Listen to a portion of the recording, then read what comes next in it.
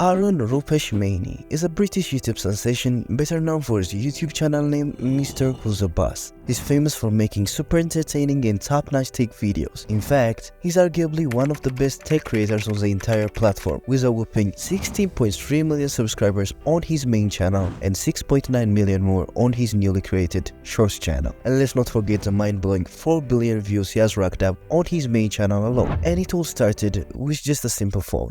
When Aaron was a kid, he loved drawing and art, and he was genius among his peers in class. Noticing his creativity, his dad, Mr. Dinesh Maini, who was also a chess enthusiast himself, introduced him to the world of chess. Aaron struggled at it at first, but soon enough, he became a chess prodigy, even besting his dad and earning a spot on the England national chess team, which is a dream come true for a passionate chess enthusiast like Aaron, who spent hours moving chess pieces across a board. His life just couldn't be any better. Well, that was until high school happened. When Aaron got into high school, his whole life turned upside down. Suddenly, Aaron's chess skills and genius brain, which got him praised before, now became his nerdy aspect for which he gets bullied for. Aaron became an insecure teenager who goes around with his head facing the ground and with his lips sealed. This was quite an unusual feeling for him. On March 2011, his older brother gave him his first smartphone using his first paycheck from his first job, the ZTE Blade. The ZTE Blade was quite a good phone for its time, but Aaron was instantly captivated by this amazing device he held in his hand. He couldn't get his hands off of it. He became obsessed with the concept of smartphones. He started digging into everything he could find about them, which included modding, hacking, and customizing his own phone to the absolute max. On April 22, 2011, he would upload his first YouTube video titled How to Optimize Your ZTE Blade. Hey YouTube, just doing a quick video on my Orange San Francisco ZTE Blade, whatever you want to call it. And I've just done a couple of things to sped it up, so I'll show you. Using a camcorder which he borrowed from his dad, since he was unable to afford a camera of his own. Aaron did it for fun. His expectations were not that high, but when Aaron checked that video after a while, it almost had 50,000 views. And if you have uploaded a video on YouTube before, you know this is no less than a dream for a small YouTuber. He also got some encouraging comments from people who watched this video too. This filled Aaron with joy and got him thinking, hey, maybe I can do this. He almost felt like he got his purpose in life. So starting from August 2011, he began uploading tech content consistently, even though his videos weren't exactly high production quality by today's standards. He uploaded videos of anything tech you could find lying around, like his smartphone, his headphones, or even his handheld gaming consoles, which he loved the most. As since he couldn't compete with the big tech content creators and reviews the newest smartphone or the newest gaming PCs that dropped, he shifted his focus to software reviews and tutorials, with videos like Android Games of the Week or how to make your PC display look amazing. This didn't cost him that much to make, and he was able to pump out content regularly. He also started buying and selling tech products. He would buy new tech products, he would make a review about them, and he would sell them at a loss, hoping YouTube's ad revenue would compensate the difference, which was a bit far-fetched considering his channel wasn't making that much money, well, back then. It wasn't until August 30, 2012, almost a year and a half after he started his channel, that he would get his first tech products to test for free from a company called Ano, with an O. He also says that he had received his fair share of hate comments on his videos. People said that they didn't like his voice, called his videos stupid and cringy, and some even posted racist comments on his videos. For a kid who's making his way along through the rough and unhinged terrain of YouTube, this type of comments were nerve-wracking, but after a while, he got accustomed to them. He even says that he used them to give him motivation to push forward. It's stuff like, you're doing this all wrong, you idiot, or like, I mean, there was racist stuff, there was all sorts of just like nasty comments. I mean, technically there is truth hidden in most of them, and as long as you can kind of scrape away the layers that you don't like, you can find it, but definitely abrasive comments, or put it that way. After all, he had a dream to hit 100,000 subscribers. For almost 2.5 years since he uploaded his first video, Aaron kept his identity hidden, only showing his hands. It wasn't until October 6, 2013 that he showed his face for the first time on his channel in a video called 1 million views, finally, where he could be seen very overwhelmed by what he achieved. Hi guys, Mrwhosetheboss here, and I'd like to just do a quick video to thank everybody who subscribed, commented and liked my videos in the past 2 years, because I've just hit 1 million views on YouTube.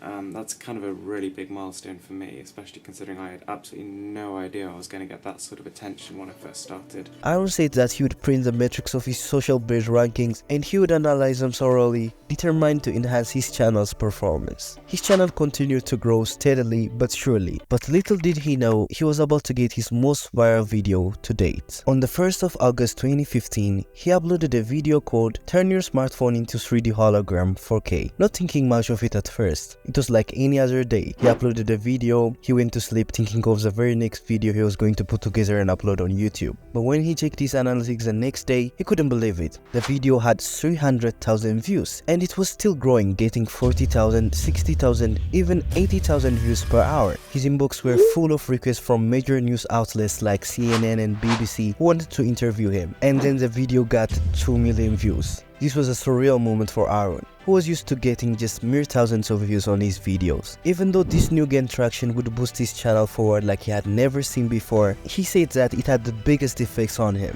This video was what proved to him or anyone around him that he could actually do it, and millions would actually love and enjoy his videos. Aaron was studying as economics major at a university where he got an opportunity for an 8-week internship as a consultant in a company called PricewaterhouseCoopers Limited. And he was told that if he showed great work at the internship, he was actually going to get the job full-time, which was exciting for him. He worked super hard at the internship, but it was not because he could get a good reputation as the hardest worker there and get the job full-time. It was rather because he wanted to go home, hop on his computer, and finish the YouTube project that he started. When he finally got the job offer, it wasn't as easy as he expected. He sat there confused in front of his computer's monitor, staring at his letter of acceptance. When he looked into the matter deeply, he didn't want to be chained into a job that doesn't give him satisfaction and see his life wither away. And on the other hand, this is his dream job, the best job he could probably land at the time. Well, he chose his passion, and he said that it was the hardest, yet the best decision he have ever made in his life.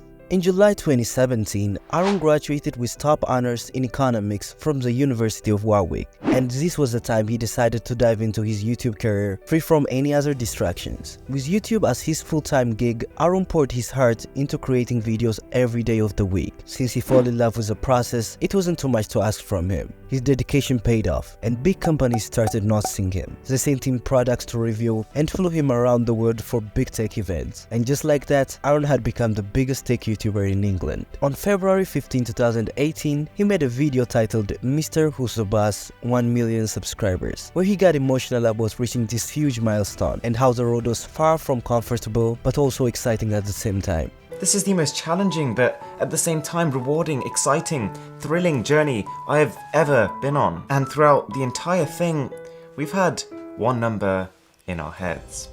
1 million. It took Aaron 7 years of non-stop uploading to achieve this and hit 1 million subscribers. But it would only take him 1 more year to reach 2 million, and funnily enough, only 8 months to get his 3rd million subscriber. From there, his channel exploded. He even collabed with fellow tech guru Marcus Brownlee in a video called 25 Questions with MKBHD. Aaron called Marcus his favorite tech YouTuber. This was a surreal moment for Aaron. Before I started YouTube, I used to be a full-time follower of existing tech creators like MKBHD, and it's just crazy to think that a couple of months ago I was literally at his studio. We were just sat there talking tech like old friends catching up.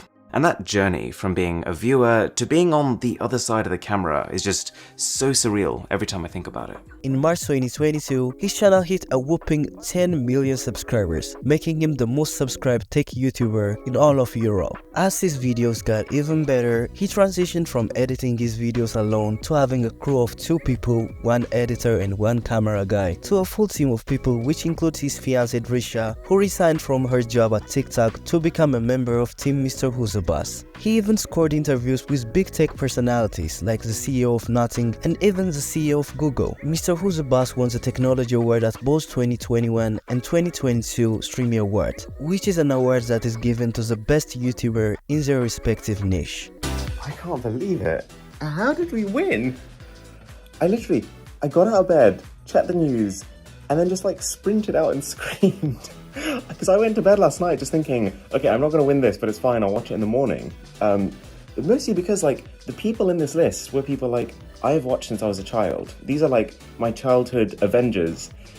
And they're such good content creators. He always states that his plan is to build the most loving tech community in the entire world, and it doesn't look like he's stopping anytime soon. But it is mind-blowing that it all started with just a simple phone.